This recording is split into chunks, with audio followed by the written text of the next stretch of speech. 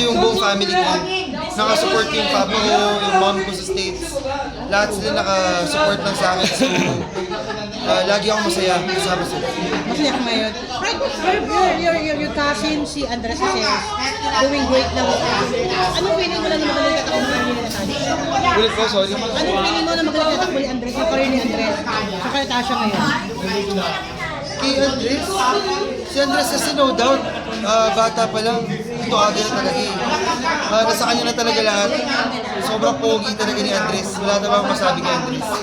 Kaya deserve ni Andres lahat yan ni Natasha. Deserve nila lahat ng success nila. Sobrang proud ako sa mga pinsan. Pero ano masabi mo kapag sinasabi ng iba yun? Para makukumpare ka sa kanya? Pati sa reaction ba? Wala naman nagko-compare. Kahit nabasa ko sa social media, wala naman talaga nagko-compare. Tsaka hindi talaga kami comparable. Di amak na mas gwapo sa akin si Andres.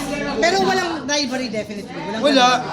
Pero are you looking forward na makatrabaho yung dalawa? Kung makatrabaho sila, I will very take the opportunity. Gusto ko sila maka-bonding sa work. How's your relationship with them? Okay naman. Nagkita kami last nung FAMAS Awards pa. Yeah, magkasama kami sa table. Okay naman. Registration mo Ulit po? ngayon first ko magkikita kayo? Ang nakita ko, Reunion ba kayo?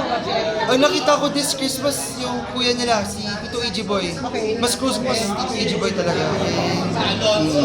Ang layo rin kasi ng bahay namin sa isa't isa. So, at saka sobrang busy nila, ang dami nilang racket. So, ang hirap magkita. Kahit kami ni Papa, dami rin namin ginagawa. So, wala talaga time.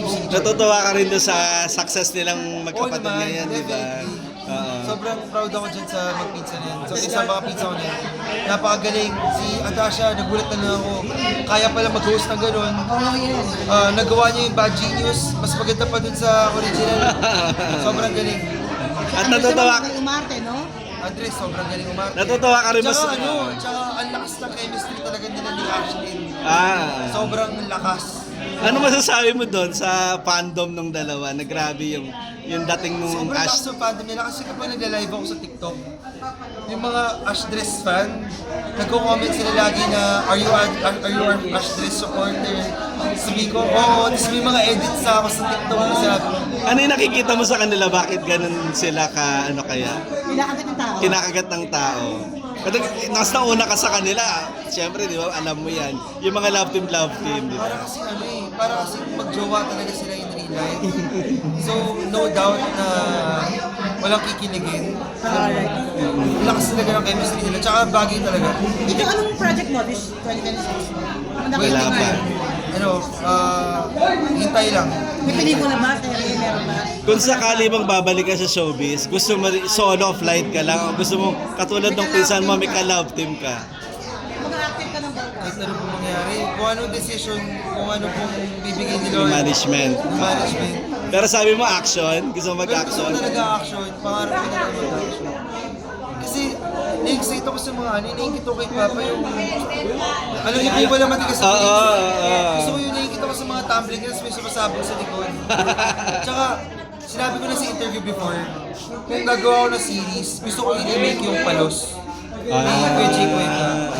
Or tsaka ni Cesar Montano. Mga movies sila before, alias Palos. Then, sobrang na-fascinate ako dun. Tsaka kay Kuya Vong Navarro, yung Agent X-Report. Sobrang fan ako. Medyo comedy yun.